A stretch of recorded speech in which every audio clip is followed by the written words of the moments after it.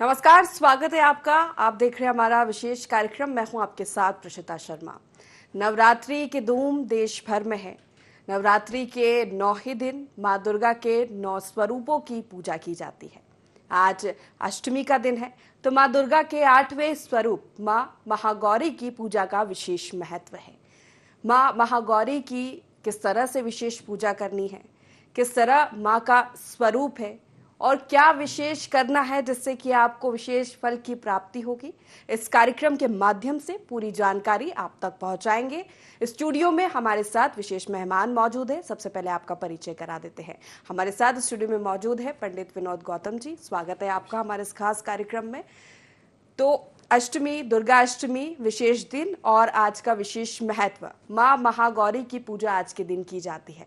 सबसे पहले माँ महागौरी का कैसा स्वरूप है और कैसे वो हमारे भक्तों को नजर आती है, सबसे पहले दर्शकों को बताएं। जी, सबसे पहले महागौरी जी का ध्यान करते हैं।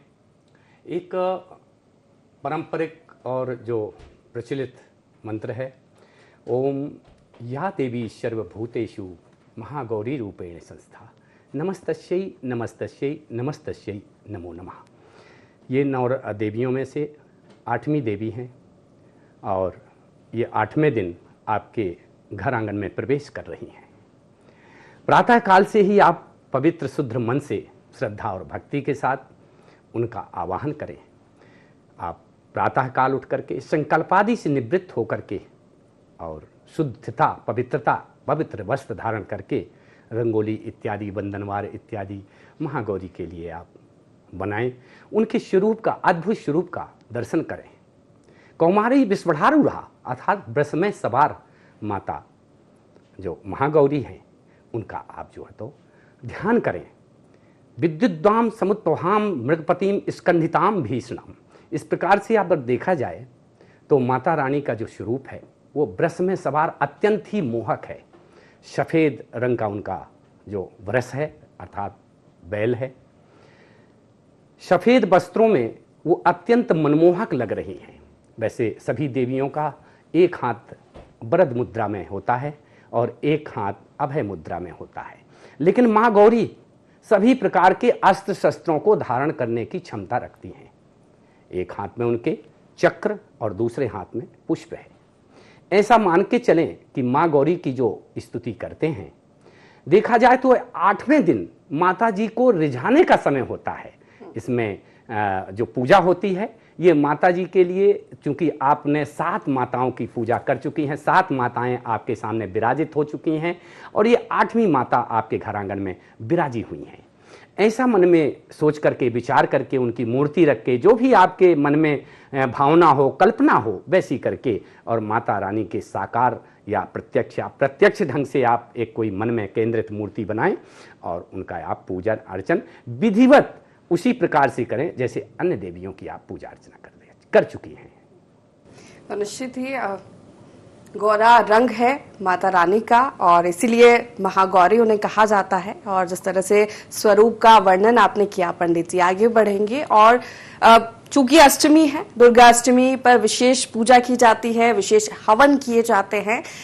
उसके पहले एक संशय की जो स्थिति बनी है अष्टमी और नवमी को लेकर, तिथि को लेकर एक साथ है, अलग अलग है, तो ये संशय दर्शकों का दूर करिए। अगर इस तरह की परिस्थितियां बन जाती है कई बार, तो उन्हें क्या करना है, फिर किस तरह से पूजा करनी है और किस स्वरूप को पूजा जाए?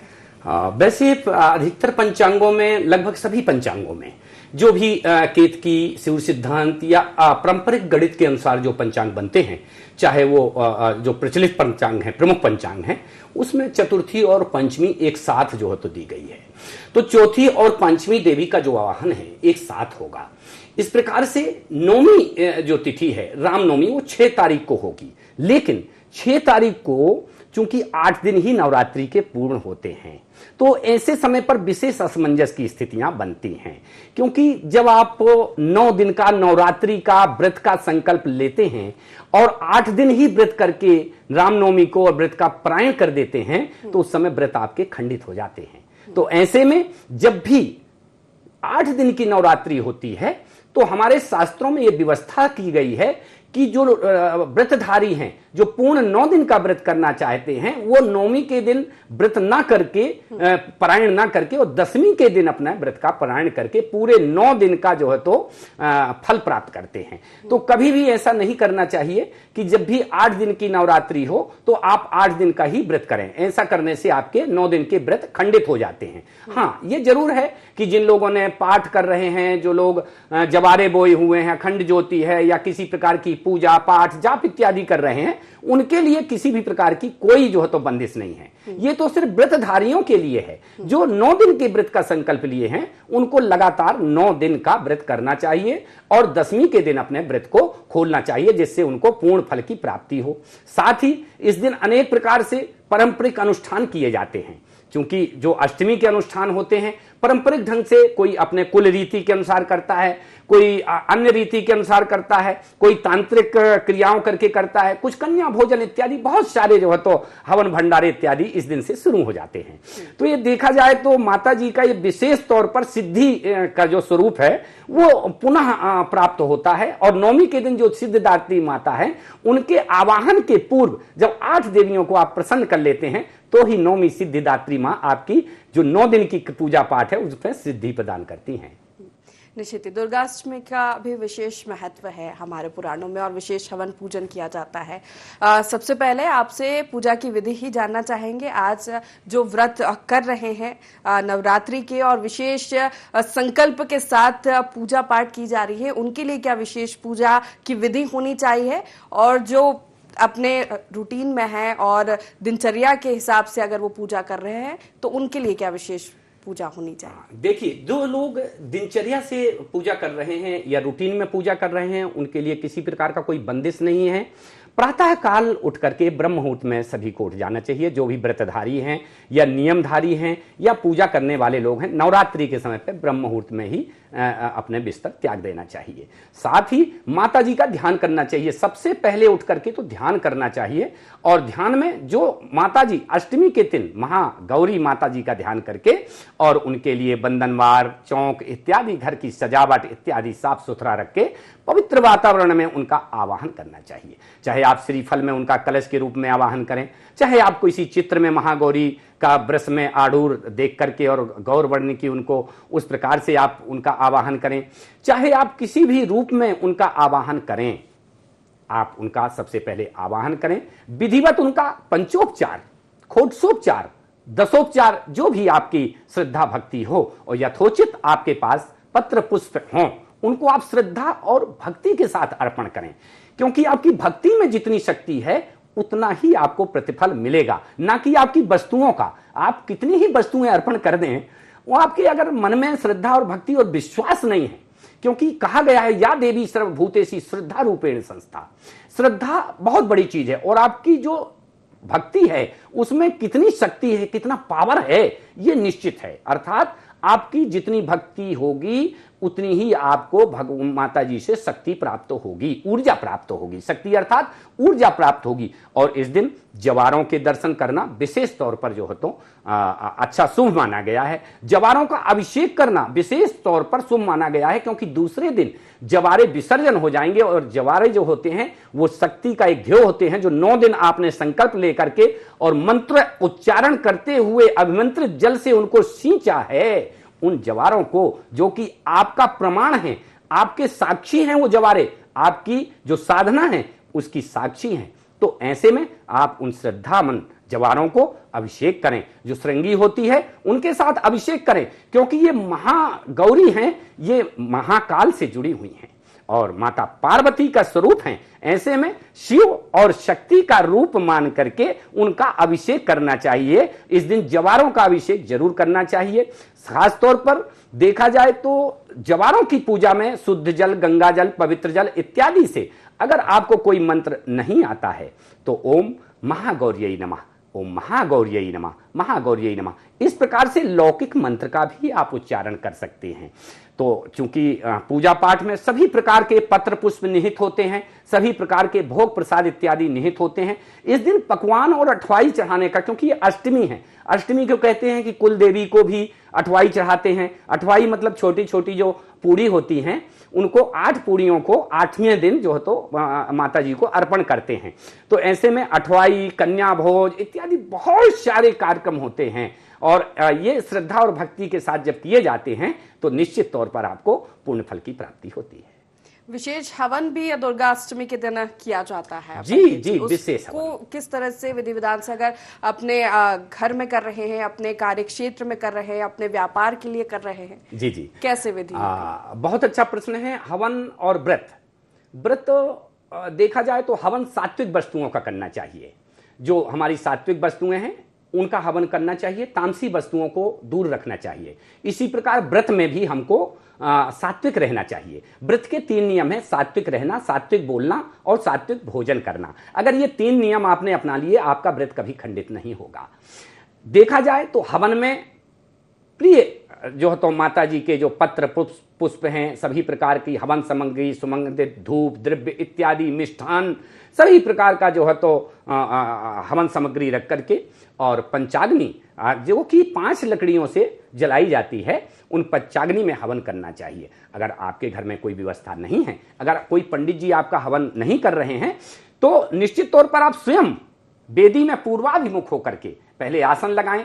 हवन कुंड में पूर्व के सामने पूर्वाभिमुख होकर के, पूर्व के समय आपका मुख होना चाहिए, और एक नारियल रख करके, और हवन कुंड में पंचाग्नि लकड़ी ना हो तो आम की ही लकड़ी हो, आम की लकड़ी जला करके, और विधिवत जो है तो पहले अग्नि देवता का हवन करना चाहिए, फिर ब्रह्मा जी का हवन करना चाहिए, और इसके बाद फिर सुरेश स्वाहा इदम विष्णुर्वृचक में तेदानि दधे पदम मां समूढ़मस्पाग्वं सुरेश स्वाहा। इसके बाद फिर यज्ञ नारायण भगवान का आवाहन करना चाहिए। और जब ये तीनों हमारी प्रक्रियाएं पूरी हो जाएं, अर्थात अग्नि जो कि हव्य लेने के लिए तत्पर हो जाए, जलने लगे, प्रज्वलित हो जाए, और ब्रह्मा का पूजन हो जाए, अर्थात ब्रह्मा जी वहां पर यज्ञ कराने के लिए आपके प्रतिष्ठित हो जाएं, क्योंकि बिना ब्रह्मा जी के यज्ञ का फल नहीं मिलता है। साथ ही ऐसे में जो आपके यज्ञ नारायण देवता हैं, उनके बिना भी जो है तो यज्ञ का पुण्य फल प्राप्त होगा। तो इन तीनों अंशों को लगातार जो है तो स्मरण करते हुए सुपारी के रूप में, नारियल के रूप में, कहीं ना कहीं उनको पान के पत्ते के ऊपर प्रतिष्ठित करके और हवन शुरू कर देना चाहिए। और आप कुछ भी करें, हवन करें, पूजा करें, पाठ करें, आप ये मान के चलें कि माता जी सब कुछ जानती हैं, और वो आपको बिना आप मन में कुछ नहीं भी बोले ना, तो आपके मन की भाषा जानती हैं। क्योंकि जो माता जी हैं वो अपन तो ये जो कि हिंदी, अंग्रेजी, संस्कृत, उर्दू, मराठी सब समझ लेते हैं, लेकिन माता जी भी एक अन्य भाषा भी जानती हैं, वो है मन की भाषा। आपके अंदर मन में क्या चल रहा है वो भी माता जी समझ जाती हैं। उनको प्रकट करने की आवश्यकता नहीं है, क्योंकि माता माता होती है। और देखिए, क्योंकि वो जगत जननी है, और ये 8वें दिन सिद्धि प्रदान करने के लिए पूरा आपका प्लेटफॉर्म तैयार हो चुका है, अर्थात 9वें दिन आपको सिद्धि प्राप्त होनी ही होनी है। इसलिए महागौरी जी की अनुमति इस दिन हवन, पूजा, पाठ इत्यादि लेकर के ही करनी चाहिए। बिल्कुल। तो शुद्ध भाव के साथ आप अपना विधि पूजन करेंगे तो आपको फल की प्राप्ति होगी, और आपका नवरात्रि कि जो पूजन है 9 दिन का, वो भी इसके साथ पूरा होता है। ये तमाम जानकारी आपने दर्शकों को दी पंडित जी। जिस तरह से आपने बताया कि पूजन कैसे होनी है आज के दिन, आगे बढ़ते हुए विशेष भोग आज माँ के लिए क्या होगा, और इसके बाद फिर कन्या पूजन का जो कि आज विशेष महत्व रहता है, जानकारी दर्शकों। बहुत अच्छा प्रश्न है, क्योंकि माता जी का जो भोग होता है, भोग ही महत्वपूर्ण होता है, क्योंकि खान पान भोजन और इससे ही प्रसन्न होते हैं देवी देवता, और साथ में देवी देवता तो हव्य लेते हैं, सुगंधी लेते हैं। तो आज जो है तो हलवा पूड़ी का भोग लगता है, साथ ही कन्याओं को भोग लगता है, और कन्याओं को माता के रूप में पूजन करके ही भोग लगाया जाता है। सुबह हलवा पूड़ी का भोग लगाया जाता है। सभी प्रकार की आप चाहें तो पूरे 56 प्रकार के व्यंजन आप रख सकते हैं, किसी भी प्रकार का कोई उसमें मनाही नहीं है, लेकिन विशेष तौर पर हलवा और पूड़ी का भोग माता जी को विशेष प्रिय है। तो ऐसे में माता जी को हलवा पूड़ी का भोग लगाना चाहिए, और साथ ही नंदीश्वर भगवान को भी इस दिन पूजा अर्चना करना नहीं भूलना चाहिए, क्योंकि वो उनके सवारी हैं, उनके ड्राइवर हैं। तो ऐसे में जितना महत्व माता जी का है, उतना नंदीश्वर भगवान का भी है। तो नंदीश्वर भगवान चूंकि उनको आपके घर में लेके आ रहे हैं, उनकी सवारी करके माता जी आ रही हैं, तो वो भी थके हुए बैठे होंगे, तो उनका भी ध्यान करना चाहिए। तो उनको भी हलवा पूड़ी बाद में माता जी का प्रसाद उन नंदीश्वर भगवान को भी देना चाहिए। और इसके बाद स्वयं प्रसाद भक्षण करके और पूरे दिन मतलब देखा जाए तो मित्रों के साथ में और फिर अपने परिवार में बंधु बांधवों के साथ में और देखा जाए तो अपने इष्ट मित्रों के साथ में फिर कीर्तन करना चाहिए। शाम को रात्रि में जो भजन कीर्तन जगराता इत्यादि होते हैं तो वो इसी के अंग हैं। बिल्कुल। इसके आगे बढ़ेंगे। कन्या पूजन जो कि विशेष महत्व होता है और जिस तरह से आपने बताया कि माँ के स्वरूप को ध्यान में रखते हुए कन्या पूजन करना चाहिए। माँ महागौरी की बात की जाए तो भगवान शिव की अर्धांगिनी के रूप में माँ महागौरी को माना जाता है। लोग व्रत करते संकल्प लेकर अलग अलग इच्छाएं होती है।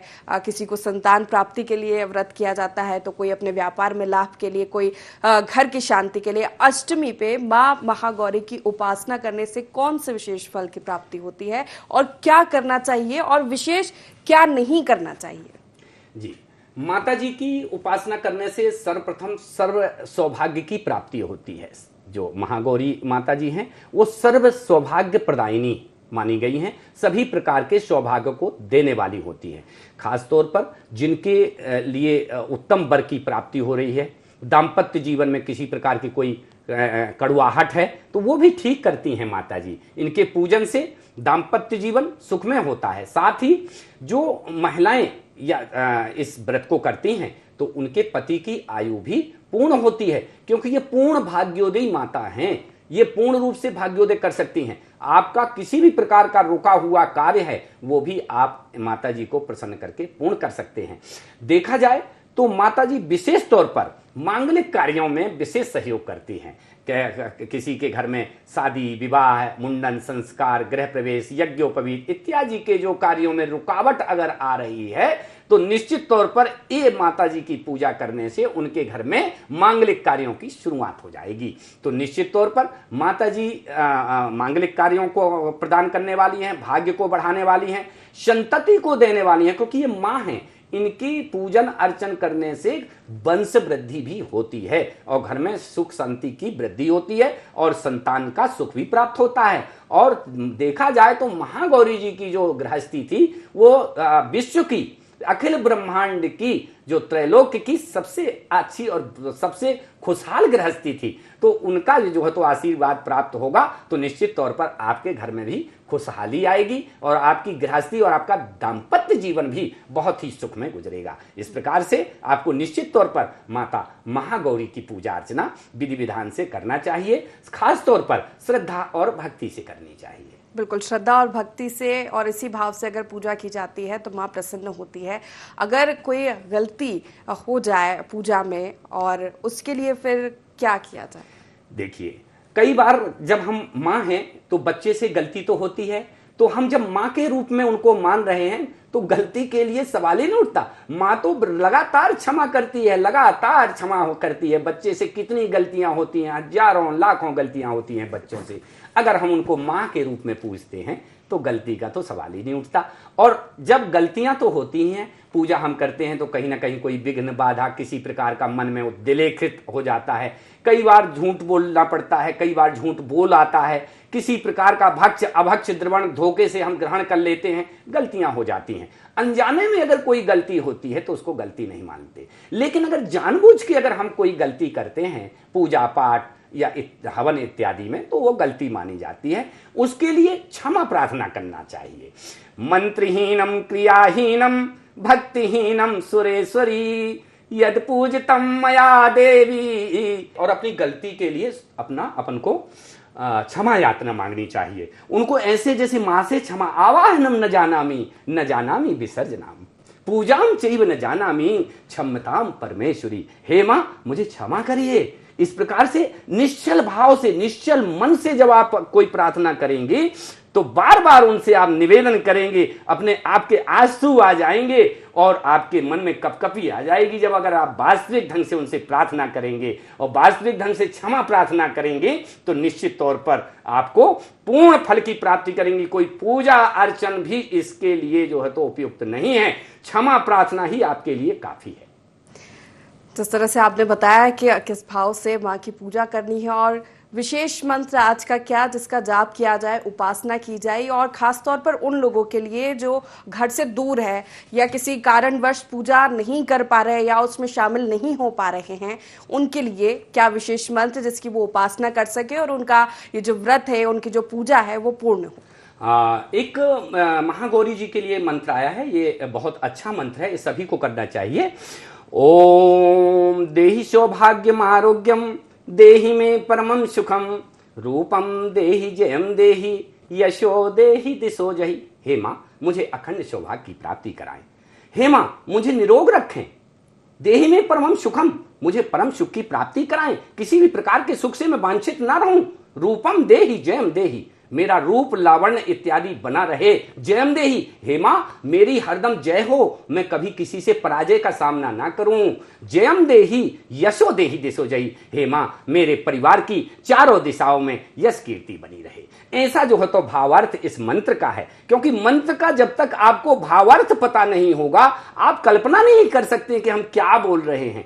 तो जब मंत्र आप बोलें तो आपका भावार्थ आपके अंदर ही अंदर चलना चाहिए, वैसा आपका भाव हो जाना चाहिए, क्योंकि मंत्रों में इतनी शक्ति होती है कि वो अपने आप भाव को प्रकट कर देते हैं। और जहां तक देखा जाए तो इस मंत्र का आप जाप करें। प्रार्थना अगर करना है तो सभी देवियों की प्रार्थना लय के साथ करनी चाहिए। जब हम कोई मंत्र लय से बोलते हैं तो निश्चित तौर पर उसमें तरंगें, ऊर्जा इत्यादि कंपन उत्पन्न हो जाता है। आप एक बीन बजाने वाला सपेरा है, वो बीन हम भी बजा लेते हैं और सपेरा भी बजाता है, लेकिन जब सपेरा बजाता है तो उसमें कंपन निकलता है और सांप बिल से बाहर आ सकता है, लेकिन हमारे बजाने से वो नहीं आएगा, बीन तो बजेगी। तो इस प्रकार से मंत्र की लय भी होनी चाहिए। अच्छस्तक परुषम गदेषु कुलसम पद्मम धनुष कुंडिकाम दंडम शक्ति मसल में जर्म जलजाम घंटा शुरा भाजनाम शूलम पास सुदर्शनी च ददती हस्त प्रसन्नानाम शैवे सौरभम मर्दनी मिहिमाम लक्ष्मी सरोज स्थिताम। इस प्रकार से माताओं का ध्यान भी करना चाहिए और प्रार्थना भी करना चाहिए। पंडित जी, आपने ये तमाम जानकारी हमारे दर्शकों तक पहुंचाया इस कार्यक्रम के माध्यम से, किस तरह से विशेष पूजा आज दुर्गाष्टमी के दिन की जाए, कन्या भोज का कितना महत्व है, हवन किस तरह से किया जाए। निश्चित ही ये जानकारी हमारे दर्शकों तक पहुंची है और इसके हिसाब से अगर वो पूजा करेंगे तो माँ गौरी प्रसन्न होगी और जो संकल्प उन्होंने लिया है उसकी पूर्ति होगी। बहुत शुक्रिया हमारे साथ इस कार्यक्रम में जुड़ने के लिए। तो माँ महागौरी की पूजा विशेष विधि के साथ आप करिए और जिससे कि आपको विशेष फल की प्राप्ति होगी। और सबसे महत्वपूर्ण बात जिसका आपको ध्यान रखना है कि आपके मन का भाव साफ होना चाहिए और स्वच्छता के साथ आपकी पूजा संपन्न होनी चाहिए। तो इस कार्यक्रम में फिलहाल इतना ही। आप बने रहिए IND24 के साथ। नमस्कार।